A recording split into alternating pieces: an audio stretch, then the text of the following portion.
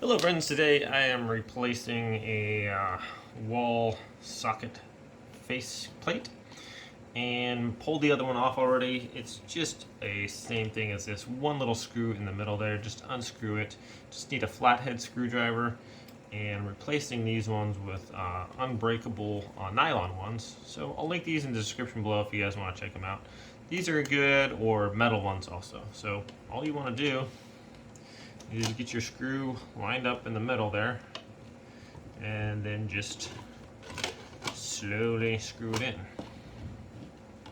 Get your faceplate on there where you kind of want it situated, and then kind of slowly tighten it up.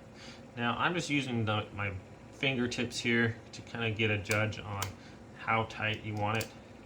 You don't want to over tighten these because that tends to, even though these ones are unbreakable, they say, you just want to kind of get it kind of snug, but you know, we're not putting a bolt on an engine or anything like this, so these just pretty much need to be held in place. So firm enough so some kid's not going to be able to unscrew it with their fingernail, you know, but enough so that's not going to crack. So that's all you got to do. Call it good. Thanks for watching this video. See you next time.